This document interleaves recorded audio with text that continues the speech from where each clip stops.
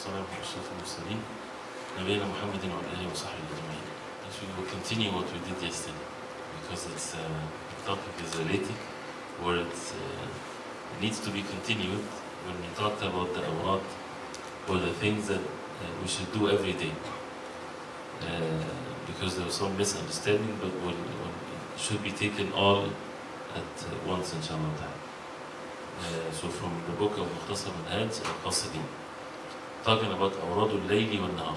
Awrad is the plural of wird, and the wird is the thing that you would do continuously or persistently every day. And this is the way of the Prophet ﷺ with matters of ibadah. And this is something that is clear in our deen, that we don't do things once in a while.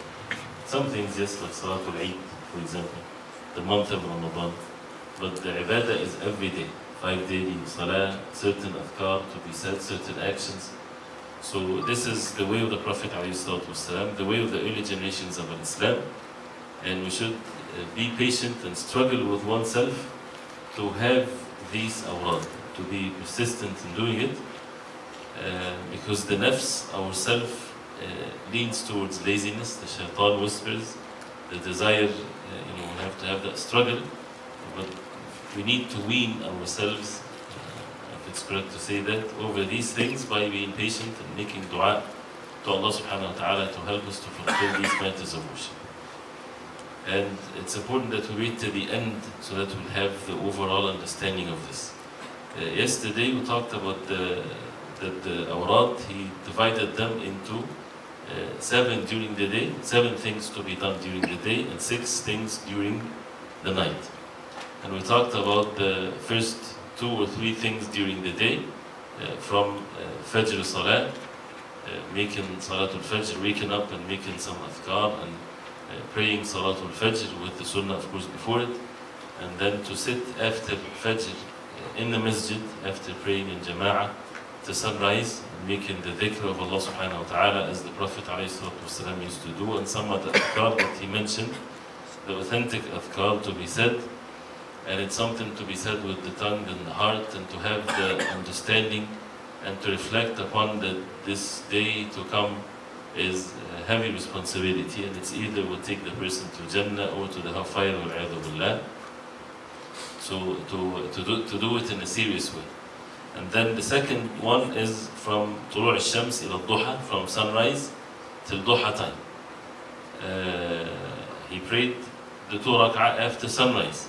But then after the sunrise and till the middle of the time between Fajr and Dhuhr, which is 3 hours of the day, and as we said, they divided the day into 12 hours and 12 hours at night. And there are 6 hours between Fajr and Dhuhr, and 6 hours between Dhuhr and Maghrib.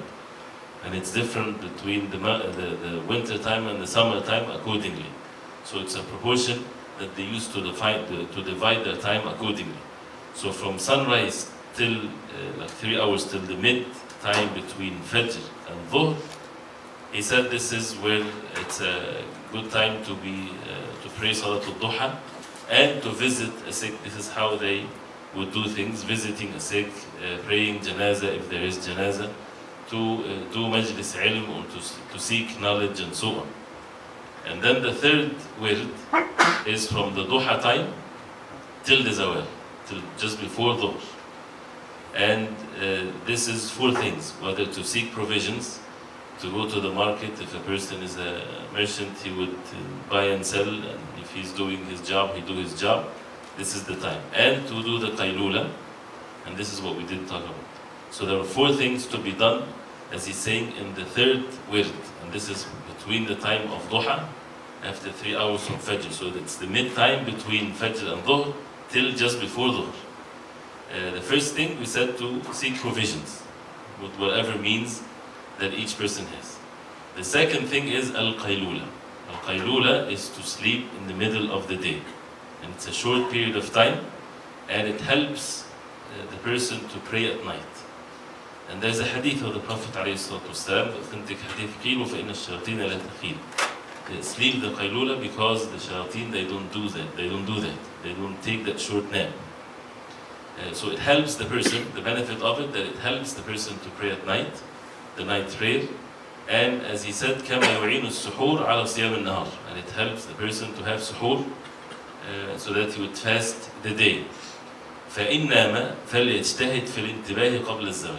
If a person sleeps, the qaylula has the chance to make the qaylula before dhuhr, then he should wake up before zawal, before the time of dhuhr, of course.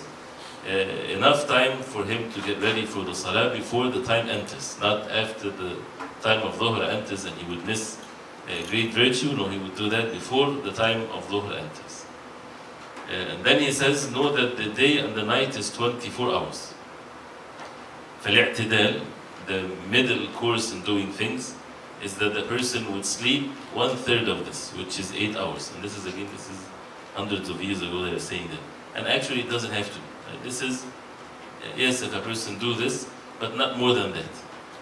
But many of the people of knowledge and life will be absolutely stable and everything, and they would sleep much less than that. So whatever the person is used to, this is fine. But if a person sleeps up to 8 hours a day, but 8 hours according to their measurements, right, which is 1/3 of the day and the night, then this is fair. More than that, it's kind of transgressing and it's wasting one's life. So a person should not be blamed if he's sleeping 1/3 of the day. And you see how 1/3 of our life a person would spend it sleeping. That's why this is one of the awrad to be observed, is the wird of sleeping, especially sleeping at night. As he will talk about it, this is something to give it a lot of attention, because this is a big portion of the sleep, and it can be not wasted if a person would do it the right way. So 1/3 of it is sleeping. He says, فَمَنْ نَامَ أَقَلَّ مِنْ ذَلِكَ لَمْ يَأْمَنْ اضْطِرَابَ بَدَنِهِ. If a person sleeps less than that, he might not be safe from being disturbed in his physical abilities and so on. So 1/3 is a fair thing. And whoever sleeps more than that, كَثُرَ كَسَلُ, he will be lazy. If he sleeps more than that, sleep brings more sleep. And the more comfortable and luxurious a person's sleep is, the more lazy he gets, right? With the fluffy means of sleep and so on. So if he says, فَإِذَا نَامَ أَكْثَرَ مِنْ ذَلِكَ فِي اللَّيْلِ فَلَا وَجْهَ نَوْمِهِ فِي النَّهَارِ. If he sleeps more during the night, then he doesn't have to make the qaylula, right? But to take the nap during the day. And if he has less during the night, then he can compensate during the day. So if he slept 2-3 hours during the night, right, then he can make up during the day the rest. And this is fair. He's not to be blamed if he had all the hours of his sleep to be 1/3 of the day.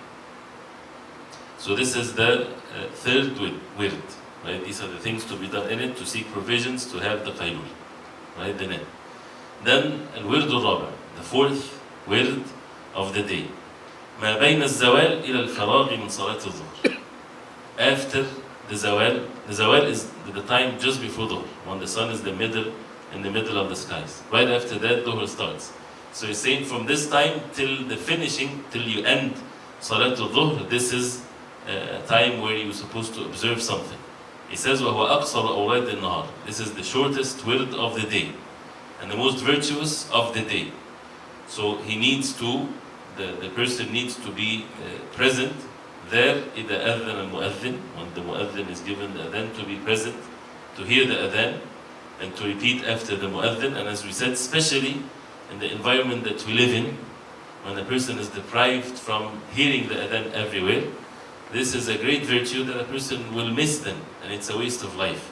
So as a way to overcome this, it's an important thing to come early to the masajid, so that the person would hear the adhan and repeat after the mu'adhin. And this is one of the first things to be abandoned by this ummah, is at-tabkir lis-salawat, is to go early to the salawat, right? So this is something that has been mentioned from the companions radiallahu anhum. So it's something that we have to take care of, to come early to the salawat. As we said before, one of the disadvantages is that we have the time of the salah is the iqamah time. So people come at the iqamah time. But if it's linked to the adhan time, people should come at the adhan time. People would listen to the adhan and they wait. And we said waiting for the salah is an act of worship. But just for waiting for the salah, this is an act of worship. A person gets rewards from Allah subhanahu wa ta'ala by waiting. As the hadith of the Prophet sallallahu alaihi wasallam, the angels will make dua to Allah subhanahu wa ta'ala for such a person, that Allah have mercy on him, forgive his sins, and accept his repentance, and guide him to be in state of repentance. So this is a ubudiyya, act of worship that many of us, we do not observe that and practice that. So from the time of dhuhr till the end of Salatul Dhuhr, listening to the muadhin, repeating after the muadhin, and then to pray the 4 rak'ah, sunnat al-dhuhr, وَيُسْتَحَبُّ أَنْ يُطِيلَهُنْ. It is recommended to make it long. These 4 rak'ah of dhuhr, again, if means are easy, again with the busyness of things, and we should be, especially if it's our places and things like that, people should be more in control of their environment. So the time should be given for people to take their time in praying the sunnah prayer. And then to pray Salatul Dhuhr and then the sunnah of dhuhr afterwards. The sunnah is 2 or 4, right? There are hadith with 4. So 4 and 4 or 4 and 2. If you do 4 and 4, this is definitely better. And the one after the dhuhr, it's better if a person is going home to do it at home than to do it in the masjid. And this is general in the nafil salah. So this is number 4. The 5th word, ما بعد ذلك إلى العصر. After Salatul Dhuhr till Asr time. He says it's recommended for the person at this time الاشتغال بالذكر والصلاة. Go ahead. You mentioned sunnah is 2 or 4? 2 is the sunnah ratiba, that is to be done consistently. But there's a hadith about the virtues of praying 4 after dhuhr too. So if a person wants to do 4, this is better definitely, and that will include the 2 and 2. Okay. But if he just do 2 after dhuhr, that's fine. If you do 4, that's better. Then again, wait, when we're saying the awrad, we would say, what is this? How am I going to live my life when these people, subhanAllah, their life is like that? Wait till the end, there is some surprises towards the end. So the 5th one, he said after praying Salatul Dhuhr and the Sunnah, till Asr time. He says, فَيُسْتَحَبُّ لَهُ فِي هَذَا الْوَقْتِ الْإِشْتِغَالُ بِالذِّكْرِ وَالصَّلَاةِ. To be busy with dhikr till Asr. Salah, فنون الخير, the different means of khair, right? And that's why the means of ibadah are so many, so that people don't get bored. So think of anything, whether it's to go give charity, to help someone, to think of means of goodness. And again, a person has to witness what Allah subhanahu wa ta'ala gave him. Does he have a family? Does he have children? Responsibilities, as it will come also inshallah ta'ala. وَمِنْ أَفْضَلِ الْأَعْمَالِ انتظار الصلاة بعد الصلاة. From the best of the deeds is to wait for the salah after the salah. If a person doesn't have much things to do, he can wait for the salah. Stay in the masjid and wait for the next salah. But without undermining, again, the other rights in his life, right? So waiting for a salah after a salah, this is a great deed.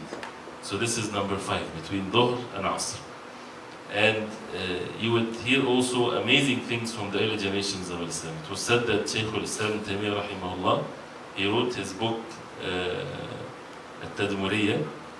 It's in matters of aqidah, especially with the names and attributes, that takes a while for people to study it and to explain it and to comprehend it. He wrote it between dhuhr and asr. This is the time between dhuhr and asr he wrote this. Many of his especially the small books, he would write it at this time. So this is between dhuhr and asr. الورد السادس, the 6th one, إذا دخل وقت العصر إلى أن تصفر الشمس. Once the asr time enters, till the sun becomes yellow. Not maghrib yet, but when the sun becomes yellow. He says, وليس في هذا الوقت صلاة سوى 4 ركعات بين الأذان. There's no salah in this time except the 4 rak'ah between the 2 adhan, meaning the adhan and the iqamah. There is always 2 rak'ah between every adhan and iqamah. ما بين كل أذانين صلاة, as the Prophet ﷺ said. Whether it's sunnah ratiba or there is no sunnah, just pray 2 rak'ah. Or there's an authentic hadith about 4 rak'ah before asr. Right? Allah have mercy on the one that prays 4 rak'ah before asr. After the adhan of asr and before the salah. It's not something that the Prophet ﷺ would do all the time. It's not from the sunnah al-ratiba. But it's something, if a person do it every day, this is a good thing. If you do it as much as he can, this is a good thing. This is 4 rak'ah between the adhan and the iqamah of asr. ثم فرض العصر. Then the obligation to pray the salatul asr. Then, of course, with the devotion and so on. The more the person comes early, the more the person is concerned in making the salah and so on, the more he will be given the khushu' and the focus in the salah. Then he said after that to be busy with the 4 parts that was mentioned in the first wird, which was after Fajr. After Fajr and after Asr are similar. This is a virtuous time of dhikr again, but now this is the dhikr of the night time that it's about to come. And the best in it, تلاوة القرآن بالتدبر والتفهم. To recite the Quran and to ponder over the Quran and to try to comprehend what's in the Quran. And always the beginning and the end of the day is very important. And as they say, your day is like a camel. If you pull the front of it, the back of it comes with it, right? So the blessings of the beginning of the day, if you do the dhikr and so on at the beginning of the day, Allah subhanahu wa ta'ala will help you also to have it at the end of the day. This is a time where the early generations of Islam, they used to give more importance to this. But this is again from after Asr till Isfar al-Shams, or till the sun is yellow. But mainly with, as he says, reciting the Quran and so on. Number 7, which is the last wird of the day, min Isfar al-Shams ila al-Taghrib. From once the sun is yellow till sunset. The last part between Asr and Maghrib. This is, he says, وَهُوَ وَقْتٌ شَرِيف. This is a virtuous time, like the time after Fajr. قال الحسن البصري رحمه الله, he said, كانوا أشد تعظيما للعشي من أول النهار. The early generations of Islam. He's referring to the Sahaba, رضي الله عنهم, because he's from the second generation. He said, كانوا, they used to give more exaltation and respect and honor to this time, which is before Maghrib, than the time which is after Fajr, in the beginning of the day. So فيستحب في هذا الوقت التسبيح والاستغفار خاصة. Especially tasbih and asking Allah for forgiveness, because the person has been contaminated throughout the whole day. So asking Allah subhanahu wa ta'ala for forgiveness before Maghrib, and the adhkar that was said after Fajr to be repeated, but instead of asbahna it will be amsayya. So this is right before Maghrib. And they used to, this is not something that you have to do it when you're walking. If the person is busy, yes, he can do that, but this is a time also that if a person has the means to sit and do adhkar, and to be focused in making the adhkar before Maghrib. And with Maghrib adhan, then this is the end of the Awrad, or the word of the day. So the person should focus and reflect upon himself, and to witness that a part of his life has been passed, right?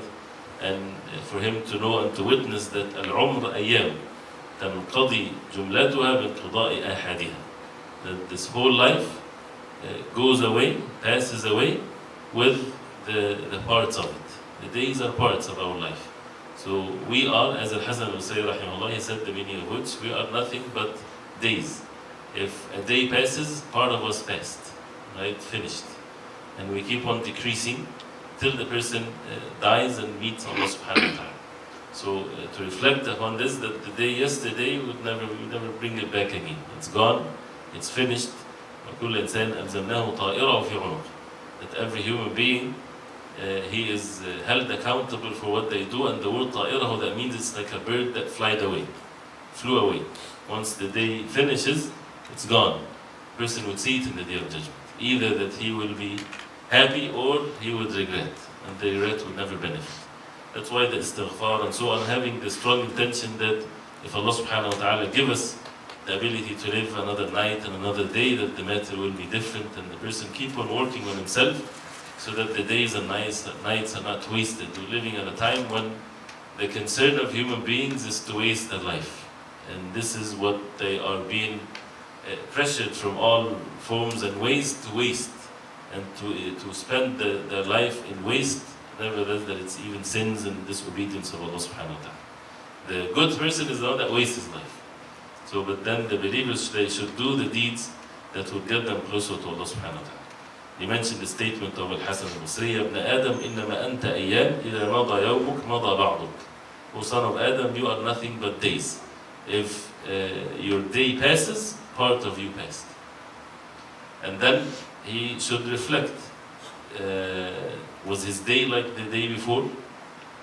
Did he do more than the day before? He's getting better or he's getting worse?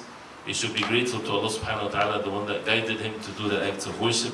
And he should ask Allah subhanahu wa ta'ala for forgiveness that he did not fulfill the acts of worship in the right way, and from the sins and so on. And have the tawbah from all sins, and have the strong intention that he would fix the tafrit and the shortcomings that happened in the day and the nights and so on. فإن الحسنات يذهبن السيئات, the good deeds wipes the bad deeds.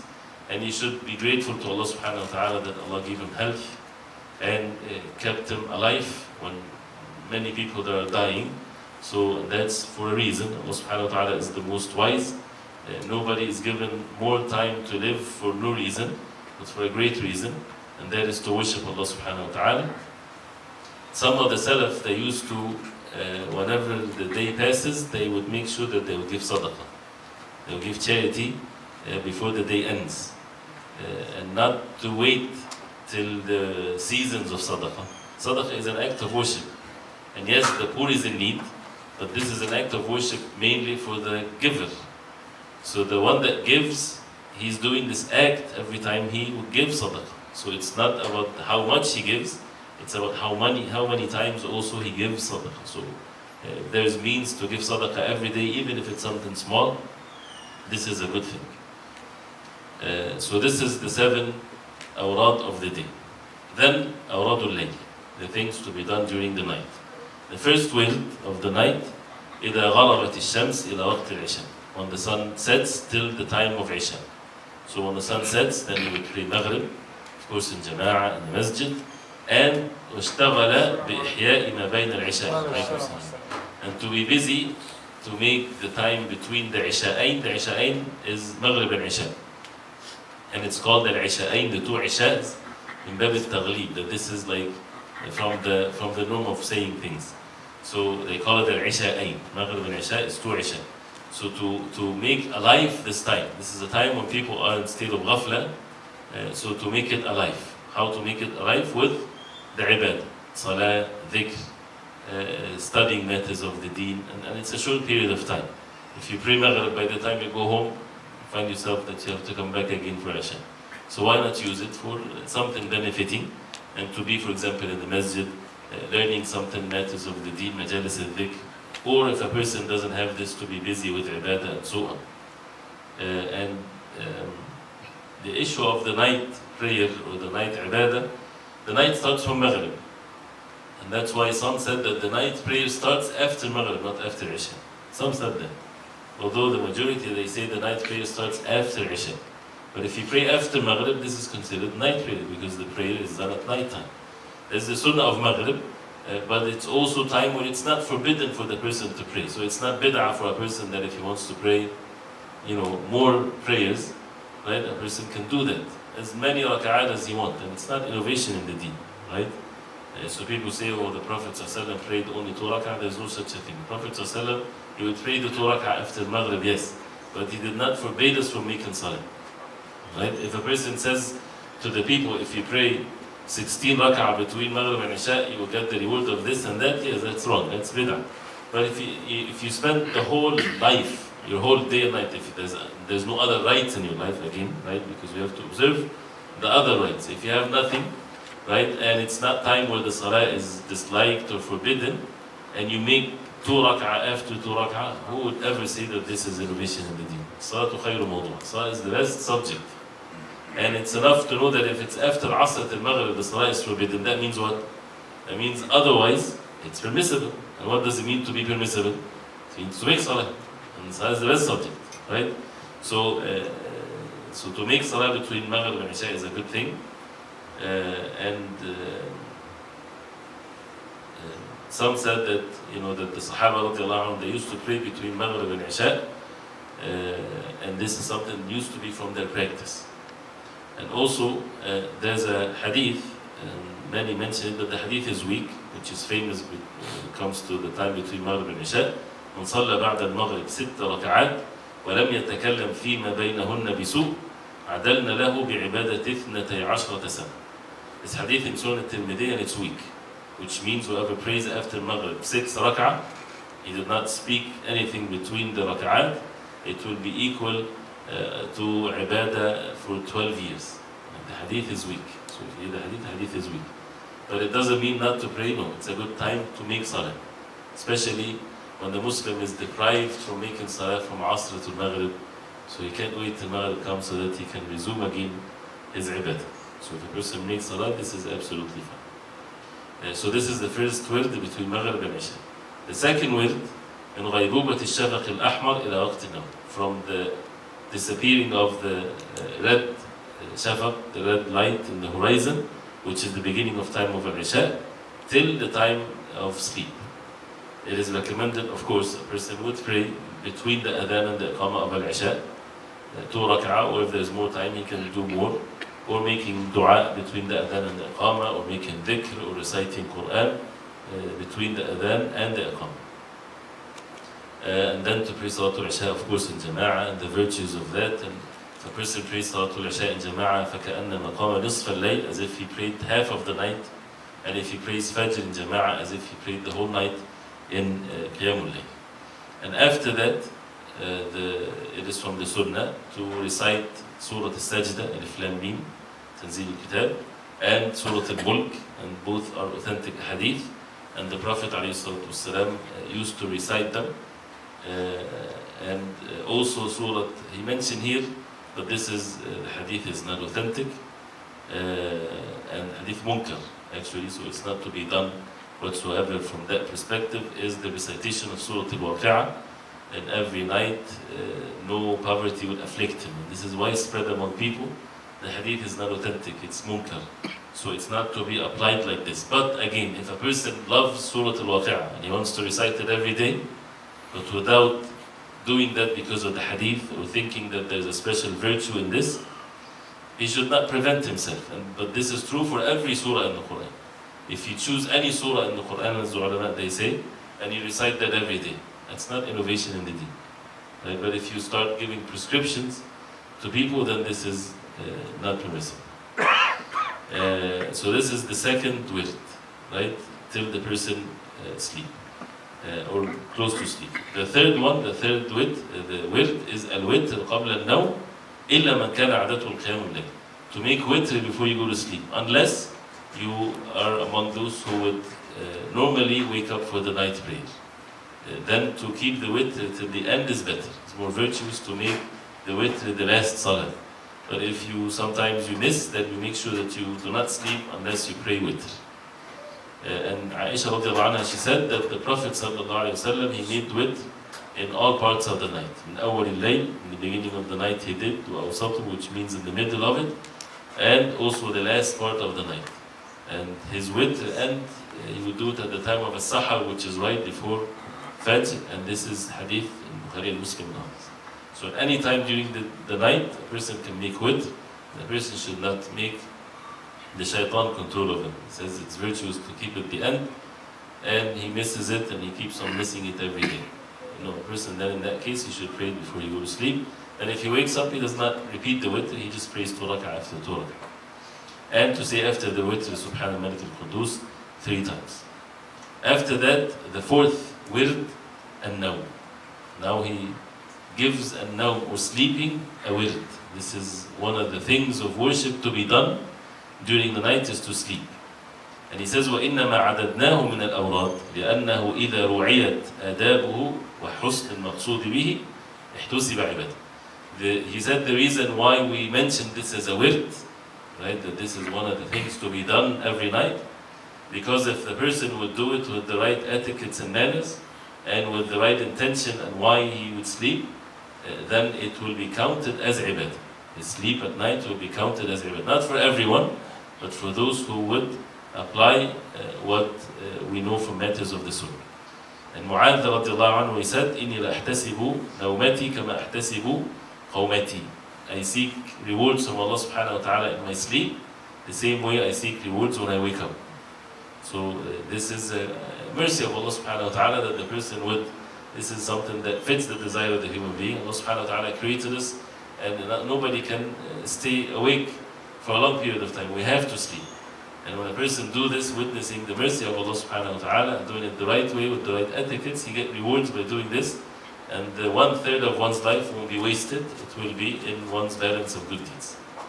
And of course, you know the manners of sleeping. From it is to sleep on tahara, to sleep on purification, on state of wudu. And this is a struggle that a person, if he's not used to that, he would find it so much difficult, because shaitan doesn't want you to sleep in state of tahara or purity. You feel sleepy, you don't want to go make wudu. But you do it because this is the way of the Prophet ﷺ, and if you know the state of purity. Although it's permissible to sleep without state of tahara, but it's a person would definitely take the means, especially that it's made so easy for us to be in state of tahara. You don't have to go heat some water or things of that nature. The method is easy. You just do this and the water comes down. So the hadith of Aisha radiallahu anha, that the Prophet sallallahu alayhi wa sallam كان إذا أراد أن ينام توضأ وضوءه للصلاة. Whenever the Prophet sallallahu alayhi wa sallam would go to sleep, he would make his wudu for the salah. And mention some of the statements of, although it's not for sure authentic and so on, but there is a hadith where the person when he sleeps with wudu, there's an angel ينام في شعاري, or he will be with him within his clothes, protecting him and so on. So it's a virtuous thing, and the angel would make dua, and this is an authentic hadith, the angel would make dua for the person every time he moves in his sleep, if he sleeps in tahara, if he sleeps in purification. So it's not something to be missed whatsoever. And he said from the manners is to repent to Allah subhanahu wa ta'ala before going to sleep, purifying one's physical body and purifying one's heart too. And the hadith of Ibn Umar radiallahu anhuma about the man that the Prophet sallallahu alayhi wa sallam said that he's from among the people of Jannah, and when he sat with him and spent 3 nights with him, and he did not see him make him so much ibadah, and he asked him at the end, and he's among the people of Jannah, he said there is nothing of except what you saw, except that when I go to sleep, I don't carry any hatred or any ill feelings towards anyone. So this is, a person should make sure when he go to sleep, he does not have any enmity feeling or bad feeling towards others, and make dua to Allah subhanahu wa ta'ala for those who you feel different towards them and so on. And that's what he says, أن يزيل كل غش في قلب المسلم, to remove any hatred in his heart to any Muslim, and not to have the intention to commit dhulm or injustice against anyone, and that you would revenge and this and that, and not to have the intention to make a sin the next day. People go to sleep to travel for a sinful act, or to make a transaction that is haram the next day, or to deal with riba, or to buy a car with riba, or to buy a house with riba. Right? And they go to sleep with this intention. They didn't do the deed yet, but it's already there, and the heart is settled on committing sins and so on. Or if a person, his work and his life in sin, he is immersed in it, whether he is doing it physically or whether he is not doing it, his heart is settled on it. And this is a sinful act done by the heart, which is a major sin. The sin of al-israr is to be persistent, even if the person is not committing the sin. And also from the etiquette, so that if he has any right that he has to give to others, then he has to have a wasiyah, because of the hadith of the Prophet ﷺ in Bukhari and others, ما حق امرئ مسلم له شيء يوصي فيه يبيت ليلتين إلا ووصيته مكتوبة عنده. There is no Muslim that he has anything that he needs to have a wasiyah about. Money for someone, money for that he wants from someone, whatever rights that has to be observed, he should not spend 2 nights unless he has a wasiyah written with him, so that the rights are not wasted. Some people, they enter the hellfire because of the dhulm and the injustice in their wasiyah, in their will, or they don't observe the rights of others, and they neglect it and they die, and then the matter is never goes away. So this is also to have the wasiyah. If you have debts, if you have things that are supposed to be given to people and so on. Also he says وينبغي له أيضا ألا يبالغ في تمهيد الفراش متناعما بذلك فإنه يزيد في النوم. To have the luxurious beds, right, that makes the person sleep more, and give him this false feeling that he needs to sleep more when he doesn't need it. And this is true for those who would try to sleep on the floor. If you sleep on the floor, it's still comfortable. It's not meaning like on the ground or anything, without having cold or anything. Comfortable and everything, but the person would sleep what is enough for him. He would wake up when he is taking enough rest, then his body will, would not go further more. But if it's too luxurious, you wake up and you feel lazy, and things becomes, a person wakes up more lazy. He's not having enough comfort with this. And the hadith of the Prophet alayhi salatu wasalam, although this is also a weak hadith, but as a true thing that the Prophet ﷺ, his bed was, as you know, in such a humble and a simple way. A person, he says one of the etiquettes, ينبغي ألا ينام حتى يغلبه النوم. He should not sleep till he's sleepy, and sleeping is overcoming him, is overpowering him. He says فقد كان السلف لا ينامون إلا غلبة. Salaf, they used to not to sleep unless they're overpowered by sleep. Not I'm going to sleep, right? And the person is fully awake because I'm going to sleep, and he goes and flips in the bed for hours and hours and there's no sleep. And of course there are reasons for a person has to cure these faults in his life so that after Isha he's sleepy, right? With taking all these types of things that makes him awake, whether it's caffeines and things of that nature, lifestyle in itself, making sure that after Isha a person, he should feel sleepy so that he can have enough sleep and the best time of sleep so that he can do the acts of worship in a very energetic way. So this is something that a person should seek rewards from Allah subhanahu wa ta'ala. And you would see some of the ulama, they do that to themselves. They don't sleep, they don't go to sleep, they just fall asleep. Right? ومن أدابه أن يستقبل القبلة وأن يدعو بما ورد من الأحاديث في ذلك أن ينام على جنبه الأيمن. To sleep on the right side. And this is in the hadith of the Prophet ﷺ, إذا أوى أحدكم إلى فراشه فلينفضه بداخلة إزاره فإنه لا يدري ما حدث بعد. If one of you wants to go to sleep, he should clean his bed with the inside of his izar, his lower garment, because he doesn't know what happened to the bed after he left it. When he woke up and left his bed, now he come back to sleep, he should clean it, because the Prophet ﷺ is saying, you don't know what's there, right? Something might there. And if people say, no, I know, I have a camera on my bed 24 hours a day, and if anything moves, I will show. The Prophet ﷺ said, you don't know. So if we don't know, then we don't know. Maybe it's something that you don't even see. So whether it's something physical, a bug or something, right? Or Allah knows best. So it's the way the Prophet ﷺ, when you go to sleep, if you don't wear izar, then you just clean it. Clean the bed, even if it's clean. Yanfuduhu, which means it's not cleaning it like, what's the naft in English? When you do this or something, dust it. Yeah, dust you. Temper it, as if you're dusting it. Right? This is what you do to the bed. And he put his side, when he put his side on the bed, he says, بِسْمِكَ رَبِّي وَضَعْتُ جَنْبِي وَبِكَ أَرْفَعُ إِنْ أَمْسَكْتَ نَفْسِي فَارْحَمْهَا أَوْ فَاغْفِرْ لَهَا وَإِنْ أَرْسَلْتَهَا فَاحْفَظْهَا بِمَا تَحْفَظُ بِهِ عِبَادَكَ الصَّالِحِينَ. And this is Bukhari and Muslim. You would say, بِسْمِكَ رَبِّي, by the name of my Lord, وَضَعْتُ جَنْبِي وَبِكَ أَرْفَعُ. By your name, O Allah, I put my side, and by your name I get up. If you took my soul, forgive it. And if you keep it, then protect it with what you protect the righteous among your slaves. Because this is a minor death, right? As it's mentioned in the Quran, and some people when they sleep, they don't wake up. So it's all by the power of Allah. And the reason also why is that a person should witness that, first of all, you sleep, and it's not your decision. You fall asleep. Right? Even if you say, I decided to go to sleep now, you don't do this and you're out. No, you close your eyes. This is what you decide to do. You close your eyes, you turn the lights off, you take the means for you to sleep. But who's the one that make you sleep really? It is not your decision. This is from Allah subhanahu wa ta'ala. And the same thing when you wake up. You don't, while you're sleeping, you don't make a decision, okay, I need to wake up now, so you wake up. No, it has to be something external, or when this is Allah subhanahu wa ta'ala, He's the one that give you sleep, take your soul away by sleeping. The soul is taken, a minor way, right? Allah يتوفى الأنفس حين موتها والتي لم تمت في منامها. The Quran says Allah subhanahu wa ta'ala is the one that takes the souls when it dies, and He takes the souls when it sleeps.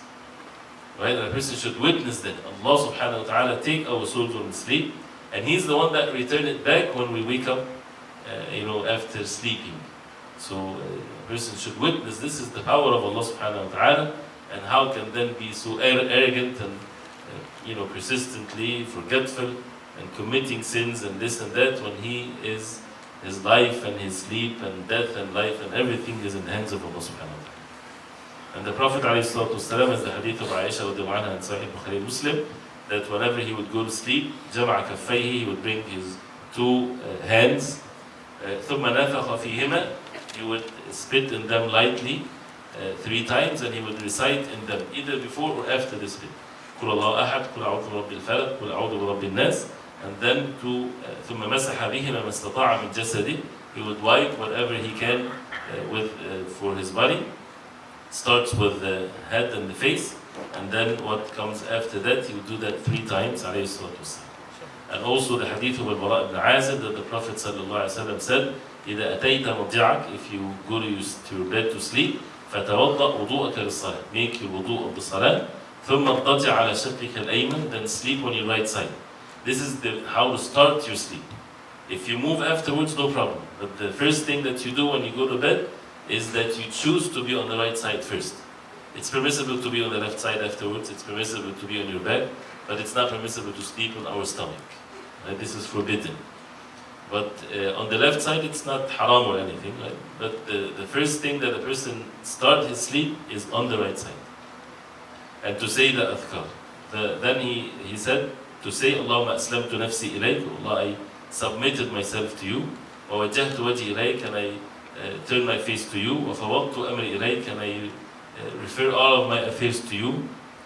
Rely on you. وألجأت ظهري إليك, and I put my back to you. رغبة ورهبة إليك, seeking your rewards out of the field for you. لا ملجأ ولا منجا منك إليك. There is no refuge, there is no way to be saved from the punishment of Allah except to be to Allah subhanahu wa ta'ala and to flee to Allah subhanahu wa ta'ala. آمنت بكتابك الذي أنزلت, I believe in the book that you revealed, and your prophet, the one that you sent. فإنك إن مت في ليلة. The Prophet صلى الله عليه وسلم told him that if you die on that night, مت على الفطرة, you will die on the natural way, the fitra, which is Islam. وإن أصبحت أصبت خيرا, and if you woke up, Allah give you life, extended your life, then you will do what is good. And this is how the concept that we have in this life, not that we sleep and we're having the plans for years to come. This is how life is. Right? If you die, Allah subhanahu wa ta'ala will make you die in the state of Islam. If your life is extended, right, as if this is something, this is the exception, right, then you will be in good way. Also, and this is should be the last thing that a person say. Also, the hadith of Ali radiallahu anhu, that the Prophet ﷺ said to Fatima radiallahu anha when she came and she complained to the Prophet ﷺ that she wants a servant because of the too much of the housework. The Prophet ﷺ, Fatima radiallahu anha is the most beloved to him from his daughters and so on, and he would give her a servant, but he didn't, and instead he told them, and Ali radiallahu anhu, إذا أخذتما مضاجعكما أو أويتما إلى فراشكما فسبح الله 33 واحمداه 33 وكبره 34 فهو خير لكما من خاتم. Then when you go to sleep, he's talking to them, both make tasbih subhanallah 33 times, alhamdulillah 33 times, Allahu Akbar 34 times, not 33, 34, Allahu Akbar 34 times. He said it's better for you than a servant. As Shaykh al-Islam Taymiyyah rahimahullah, when he explained this, he said, whoever is having trouble with his daily work, never miss this before you go to sleep. Wives, men, anyone, you would find that it made easy for you the day you work the next day, whether it's the woman at home or also the men. And Ali radiallahu anhu, he was asked, even at the night of Saffin you did miss it? He said, even on the night of Saffin I did miss it. So it's not something to be missed whatsoever at all times before going to sleep. And the hadith of Abu Hurairah, the famous one about the shaitan that came and tried to steal from the zakat, from the food, and every day he would tell him that I'm poor and everything, and Abu Hurairah would want to take him to the Prophet ﷺ, and the Prophet ﷺ would tell him what happened to your friend last night. And then after that, he told him about Ayatul Kursi.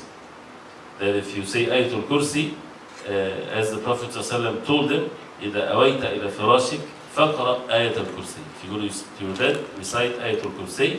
فإنه لن يزال عليك من الله حافظ. There will be continuously while you're sleeping a protection from Allah subhanahu wa ta'ala. ولا يقربك شيطان, and no shaitan will come close to you. So the shaitan said that to Abu Hurairah, and Abu Hurairah went to the Prophet ﷺ and he told him. The Prophet ﷺ said, أنا إنه قد صدقك وهو كذوب. He said that he told you the truth, although he's a liar. But he told you the truth. So Ayatul Kursi, protection from Allah subhanahu wa ta'ala, and when you're sleeping you are in the most weak position whatsoever, the shaitan wants to harm you. So the protection from Allah subhanahu wa ta'ala when the person recites Ayatul Kursi, and to do the same for the children, since if they not able to do it themselves, then you should do that for them. Also, Alhamdulillah الذي أطعمنا وسقانا وكافانا وآوانا فكم ممن لا كافي له ولا مؤوي. Being grateful to Allah subhanahu wa ta'ala, the one that provided for you and gave you drink and gave you a shelter and made you sufficient with all the needs. And then فكم ممن لا كافي له ولا مؤوي. How many people, you say that in the dhikr, how many people they don't have sufficiency, they go sleep when they're hungry and they don't have a shelter. So why you're given? Is it because you're better than them? No, not because we're better than them, so we have all kinds of means of goodness. So it might be even the opposite, but the person should be grateful to Allah subhanahu wa ta'ala. So this is with the adhkar of sleep. And again, you can read it from Hisn al-Muslim or any of the authentic books, but not to be missed, because again, it's the persistency is the key. To be consistent, this is the key to all means of goodness. Person might do it one day not, and so on, tired or not tired. Person should make sure that he does it. If he wakes up in the night, للتهجد, to make the night prayer, فليدعو بدعاء رسول الله صلى الله عليه وسلم. You should make the dua of the Prophet صلى الله عليه وسلم that it's mentioned in Bukhari and Muslim. اللهم ربنا لك الحمد أنت قيم السماوات والأرض ومن فيهن ولك الحمد أنت الحق ووعدك الحق ولقاؤك حق والجنة حق والنار حق والنبيون حق ومحمد حق والساعة حق. اللهم لك أسلمت وبك أمنت وعليك توكلت وإليك أنبت وبك خاصمت وإليك حاكمت فاغفر لي ما قدمت وما أخرت وما أسررت وما أعلمت وما أنت أعلم به مني أنت المقدم وأنت المؤخر ولا إله إلا أنت. And again, you can write it down, put it next to you. You read it when you wake up. It's especially when you about to make salah, and this is different than the dhikr that you say when you wake up and you're flipping in your bed, or you wake up, in which you say La ilaha illallah. You say Alhamdulillah, Subhanallah, wa La ilaha illallah, Allahu Akbar. You start by saying La ilaha illallah wahdahu la sharika lah, lahu al-mulku wa lahu al-hamdu wa ala kulli shay'in qadir. Alhamdulillah, Subhanallah, wa La ilaha illallah, Allahu Akbar, wa la hawla wa la quwwata illa billah, Allahumma ighfir li. The dhikr man ta'arra min al-layl. And it's again in the book of the authentic hadith. This is a great hadith, because if you say it and you make dua, Allah subhanahu wa ta'ala will accept your dua. If you say it and you get up and make wudu and pray 2 rak'ah, your 2 rak'ah will be accepted by Allah subhanahu wa ta'ala. But this long dhikr is when you made wudu, when you woke up and you would say it. And it's a beautiful dua, and you see the end is that you're asking Allah subhanahu wa ta'ala for forgiveness. But the introduction of it, that having matters of belief being stated, that all matters of belief, that you believe in it and so on, and then you say, oh Allah, I submit myself to you, and I believe in you, and I rely on you, and I return back to you, وَبِكَ خَصَمْتَ, and by you I quarrelsome or my differences with others, وَإِلَيْكَ حَكَمْتَ, and to you I seek the judgment. And then you would ask Allah subhanahu wa ta'ala for forgiveness. And he says to make sure that the last words of your sleep is the dhikr of Allah subhanahu wa ta'ala before you sleep. And the first thing that you say when you wake up is the dhikr of Allah subhanahu wa ta'ala. He says, فَهَتَانِ عَلَامَتَانِ عَلَى الْإِيمَانِ. 2 signs of al-Iman. That before you sleep, the last words is the dhikr of Allah subhanahu wa ta'ala. And the first words to wake up to say is the dhikr of Allah subhanahu wa ta'ala. So this is number 4. Number 5, he says, from the Awrad of al-Layl, يدخل بمضي النصف الأول إلى أن يبقى من الليل سدسا. From the half of the night till the last 1/6 of the night. And this is a virtuous time. Abu Dharr radiallahu anhu, he said, I asked the Prophet sallallahu alayhi wa sallam, أي صلاة الليل أفضل? What is the best time for Salatul Layl? He said, Jawful Layl, the middle of the night. So the best time for Salah is the middle of the night, the best time for Dua is the last part of the night. And the Prophet ﷺ used to wake up in the middle of the night, right? And then he would sleep the last 1/6 of the night, right? And when he do this, that means he prayed in the middle of the night, and also at the last 1/3 of the night is there, and with the Dua and the acceptance of the Dua, as we heard before. And to recite the 10 last verses of Surah Al-Imran, as it's mentioned in the Sahih al-Bukhari and Muslim, as the Prophet ﷺ used to do that, and to make dua, and to start the night prayer with 2 light rak'ah, as the Prophet ﷺ used to do that. And the Prophet ﷺ, his norm is that he would pray 11 rak'ah during the night, whether it's in Ramadan or other than Ramadan. And there are different ways to do that. Either the person, 2 rak'ah, it will be considered night prayer, or if he makes 2 rak'ahs, then he can read from the Mus'haf, he can read from the Quran according to the authentic opinions of the ulama. And if a person wants to make the salah long, also one of the ways is to keep it 11 at all times. If you don't feel tired and so on, make it 11 and it's short rak'at. And if you're persistently doing this, sometimes you would do it longer. And some said just as long as the person have a salah at night, this is a great thing. The 6th and the last word of the night, as-sudus al-akhir, the last 1/6 of the night, which is the time of as-sahar, the last part of the night. وَبِالْأَسْحَارِ هُمْ يَسْتَغْفِرُونَ. Allah subhanahu wa ta'ala praised the believers that they ask Allah subhanahu wa ta'ala for forgiveness at the last part of the night. And Tawus, he said, one of the illuminations of Islam, he went to a man at this time and they told him that he's sleeping. He said, مَا كُنْتُ أَرَى أَحَدًا يَنَامْ فِي وَقْتِ السَّحَرِ. I used to think that nobody would sleep at this time because it's a virtuous time worth asking Allah for forgiveness. And Umar radiallahu anhu would pray during the night and he would tahayyad al-sahar, waiting for the sahar. And when he's told that this is the time of a sahar, then he would be busy with al-istighfar, asking Allah subhanahu wa ta'ala for forgiveness, because as it's mentioned in the Quran, they would never leave a virtue or a recommended thing or a characteristics of the believers mentioned in the Quran unless they would make sure they would do it, or in the authentic sunnah of the Prophet. So this is with the 6 things of the night. Of all of what we heard, you would think, mashallah, this is a person that have nothing else to do but the ibadah of Allah subhanahu wa ta'ala. This is, yes, if a person doesn't have anything else to do, then what else he should be busy with? The ibadah of Allah subhanahu wa ta'ala. And that's why he says after that, فَصْلِ فِي اخْتِلَافِ الْأَوْرَادِ بِاخْتِلَافِ الْأَحْوَالِ. That the awrad can be different, depend on your different situation. People are different. They not all have the means and to do this. But if a person has this, then he should be busy with the ibadah. But now we should really see what is your position. He says, you are one of 6. People are one of 6 types of people. إما أن يكون عابدا, either he is a worshipper, he's busy with ibadah, أو عالما, a person of knowledge, أو متعلما, or a student of knowledge, أو واليا, a leader, khalifa, king, whatever, أو محترفا, or someone working, professional, working, having business or so on, أو مستغرقا بمحبة الله عز وجل مشغولا به عن غيره, or he's busy with the love of Allah subhanahu wa ta'ala. He doesn't mean that he's begging from people. He has means. He doesn't, has means of provisions. Maybe inherited some money or something, and he, is not working and he's busy with ibadah. He's not lazy. So these are the 6 categories of people. If a person is a abid, and this is nothing wrong with it, to be a worshipper of Allah subhanahu wa ta'ala, then he would do what we heard.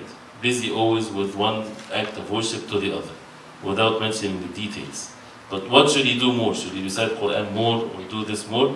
And he should do whatever he feels like doing after fulfilling the obligations and following the way the Prophet ﷺ and the things that the Prophet ﷺ will do continuously, then to do more of what he feels or he sees himself doing. As if he finds himself standing longer in the salah, stand longer in the salah. If he finds himself want to make more ruku', make more ruku', and so on. The second category of people, those who are busy, al-alim, the scholar of the deen, the one that is busy teaching others and having his benefit extended to others. الذي ينتفع الناس بعلمه, those who the people are benefit from his knowledge by fatwa or teaching or writing or his reminders and so on. Then his awrad will be different, as he says, because he would need time to read the books and to write and to benefit others and to answer questions and so on. And if he spent the time as we heard, then he would not do any of this. So to be busy with this benefit extended to others, right? He says, فَهُوَ أَفْضَلْ مَا يُشْتَغَلُ بِهِ بَعْدَ الْمَكْتُبَاتِ. It's more virtuous after the obligations, fulfilling the obligatory salah and so on. After the obligations, this is more virtuous for him than to be busy with matters of ibadah. So if he's at night reading matters of knowledge and so on, it's better for him than the salah. but it doesn't mean that he would leave the salah for this. Then his salah will be less, for example, because he's busy with what is even more important, and that is the knowledge. And some people think that the scholar or a person reach a level where that's it, he puts the books aside and now he's just teaching people. Now, if a person do that, that means he is jahil, he is ignorant. The alim, the more he has knowledge, the more he needs more knowledge. And the ulama, they spend, this is like when people go to work for 8 hours, or whatever, working, the alim, he needs more than that in reading and increasing his knowledge, right? And many people, they might not see that, or they think that the time of the alim is to be just for the people and that's it. He won't be able to benefit the people unless he would have the time to gain the knowledge and to keep on. The alim has wird, like the wird of the Quran. They have the wird of the books. Their books is their wird, right? They do it every day. They finish the book, they start it over again. Some books you have to keep on finishing it over and over again. Or finishing one book, you have to another book. The Quran, the tafsir of the Quran. If you see, like for example, there is 150 tafsir of the Quran. It's not all repeated. Great benefits, right? If there is a hadith of the Prophet ﷺ, where is the time to read all the books of the hadith and the explanations of it, and matters of linguistics and books of fiqh and all kinds of things? This ummah is so rich. There's no nation on earth has these treasures like we do as Muslims. But the sad part is that when many people, they turned away from these treasures and they're more busy with other things. And that's why if a person has the means to study the deen, he should not waste his life. But if he wants to really be a person of knowledge, al-ilm yahtaj tabattul, as they say. The ilm needs seclusion, right? If a person wants to really be among the people of knowledge and so on. And this is a separate subject by itself. And he talks about how the schedule of the alim should be, and what to do in the morning and what to do after Asr. And the muta'allim and the seeker of knowledge, the student of knowledge, his schedule is like the alim. But instead of the time that the alim is benefiting others, the student is using this time to benefit himself because he's attending the lectures of the alim and so on, but the rest of the time he's learning, he's memorizing, he's studying, and so on. And the blessings of all of this is in the ibadah, is in the reading of the Quran. It should be shown into the life of the alim, because he has to be the most person that imitates the Prophet ﷺ. So he has to have the night prayer and the adhkar and the morning after Fajr and before Maghrib. All of this would bless his time, not the opposite. Not like some people think he's busy with the ilm and no ibadah whatsoever. Then he will become a hard-hearted person, and he might even be deviated from the truth unless he would be that like this. I wanted to get into he talks about the Imam and al-Qadi and al-Muhtarif, right? The one that is working. Many of us, because of the life that we live in, you have to work many hours. He says, وَهُوَ مُحْتَاجٌ إِلَى الْكَسْبِ لَهُ أَوْ لِعِيَالِ. He needs to earn money for himself and his children and family. Then he says, فَلَيْسَ لَهُ أَنْ يَسْتَغْرِقَ الزَّمَانَ فِي التَّعَبُّدِ. Then he should not spend all of his time in the ibadah, because there are rights to be observed here. He says, بَلْ يَجْتَهِدْ فِي الْكَسْبِ مَعْ دَوَامِ الذِّكْرِ. Then he should work hard in his earnings and seeking provisions from Allah. Of course, it has to be halal, and يتحرى الحلال, make sure that there is no penny unless it's 100% halal, no doubt whatsoever, and be busy with the dhikr. Right? The dhikr doesn't need much.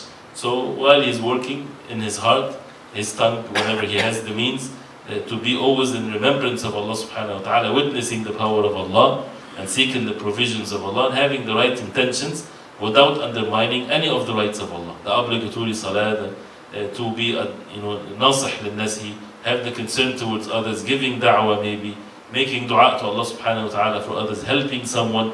Many great intentions can be done.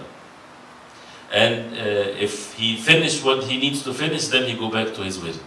And still he can do what's after Fajr, before Maghrib, learning matters of the deen that is necessary for him. He would pray the salah in the masjid and so on. So I wanted to mention that, so that it's not understood that then we have to quit everything and just do the acts of worship. No, a person should see, and sometimes the person that Allah subhanahu wa ta'ala gave him means of seeking provisions, his benefit to the Muslims are far more, of course, than the one that his benefit is only to himself. That's why the alim is the most benefiting person to any people whatsoever, because the knowledge is the most important thing. And also the one that has money, always the ilm and the money are mentioned together, right? And the dunya is for 4 types of people. 4 types based on what? Based on ilm and money, wisdom and wealth. So if a person has wealth and his benefit is extended to others, right? He's helping, he's taking care of his family, his children, he's not begging from others, he's giving zakah, he's giving charity, anybody is in need of anything, he help him, right? He's witnessing that this is given to him for a reason. So this person to Allah subhanahu wa ta'ala is a great person. Although he's busy, and some people when they are righteous and they have money, they would think, I wish I just stay away from all of this and be busy with ibadah, for example, right? Allah subhanahu wa ta'ala is the most wise, and if a person is doing it the halal way, he's not undermining his deen or committing sins or neglecting the obligations, this is a great thing, right? And he can be great benefit to the ummah with whatever specialty or need that he's doing. But for the whole ummah of the Prophet ﷺ to be busy with the dunya and to do so much of it that neglecting rights, and this is once the balance is not there, it brings all means of miseries. When people work 12 and 13 and 14 and 15 hours, no rights of children are observed or families, and as if the right is just to bring money and that's it. No, there has to be a father figure and a husband figure present, and relatives, cousins and aunts and uncles and all kinds of things, rights to be observed. So the person has to balance things to the best of his ability. So this is important. And the Prophet ﷺ, the key is the most beloved deeds to Allah subhanahu wa ta'ala are the ones done in a persistent manner, even if it's little. Because at the time, inshallah, we'll stop at this point. And we ask Allah subhanahu wa ta'ala to make it easy for us, and again the awrad, or to do something daily that needs a lot of ikhlas, sincerity and patience. And the more the person do this, the more he would see the punishment of his sins in his awrad. If he commits a sin, he will be deprived from his wird. And this is a good thing, actually, right? That he would check himself all the time. When the person is forgetful, doesn't know anything. But when he is persistently doing something, and again, even if it's little, he would see the effect of his sins in his, he will be deprived from reciting Quran, deprived from the night prayer, deprived from the dhikr, deprived from the khushu' and the salah. He can't get himself together. Why? Because of his sin. So he would repent to Allah subhanahu wa ta'ala, because he would be deprived from the joy of this life. And the more the person do it, the more that he would see that this is the real joy of this life.